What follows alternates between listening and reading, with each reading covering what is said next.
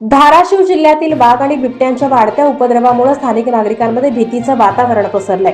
सामाजिक कार्यकर्ते मनोज जाधव यांनी वन अधिकाऱ्यांच्या निष्क्रियतेचा निषेध करण्यासाठी अधिकाऱ्यांच्या रिक्त खुर्चीला बेशर्माच्या झाडाला फांदीचे प्रतिकात्मक साकडे घालून आई तुळजाभवानीच्या चरणी प्रार्थना केली आहे। अधिकाऱ्यांना वाघ पकडण्यासाठी सद्बुद्धी मिळो आणि त्यांनी तसा इशारा दिलाय की जर पुढील 14 तारखेपर्यंत हा वाघ पकडला गेला नाही तर जिल्हाधिकाऱ्यांच्या मार्फत वनमंत्र्यांना गाढव भेट देण्याची वेळ येईल। जिल्ह्यात मागील 3 महिन्यापासून एक वाघ धुमाकूळ बांधतो। त्या वाघाला पकडण्यासाठी यांच्या सर्व ज्या वन विभागाच्या शाखा आहेत त्या सर्व शाखा प्रयत्न करतात, पण ते नेमके कसे प्रयत्न करतात हे आम्हाला पण समजलं नाही। का तर 3 महिने झालं यांना एक वाघ सापडत नाही। याचा अर्थ फक्त हे कागदावरच प्रयत्न करतात। यासाठी यांना आम्ही जाग आणण्यासाठी व जीवितहानी होऊ नये यासाठी या जिल्ह्यातले एक सजग नागरिक म्हणून एक आंदोलनाचं स्वरूपातून आम्ही यांना वेळोवेळी वेगवेगळ्या स्वरूपाचं आंदोलन करतो। त्याचाच आज एक आंदोलनाचा 3रा टप्पा म्हणून आम्ही या ठिकाणी यांना पूर्वनियोजित सूचना देऊनही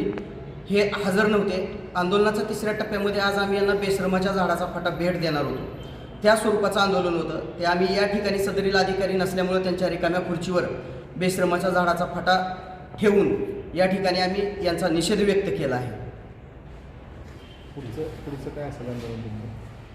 ज्या पद्धतीनं आम्ही यांना 1 महिन्यापूर्वी सांगितले की 1 महिन्यात जर वाघ नाही पकडला तर येत्या 14 मार्च रोजी आम्ही या राज्याचे वनमंत्री जे आहेत त्यांना जिल्हाधिकारी साहेब यांच्या मार्फत यांचा निषेध व्यक्त करत असताना ही जी गाढव भरती केलेली आहे त्या गाढव भरतीचा कुठेतरी निषेध व्यक्त करण्यासाठी आम्ही वनमंत्र्यांना डोळं उघडण्यासाठी व चांगल्या अधिकाऱ्यांची भरती करण्यासाठी एक गाढव भेट देणार आहोत आणि या गाढव भेटीतूनच आम्ही या ठिकाणी या अधिकाऱ्यांचा निषेध व्यक्त करणार आहोत।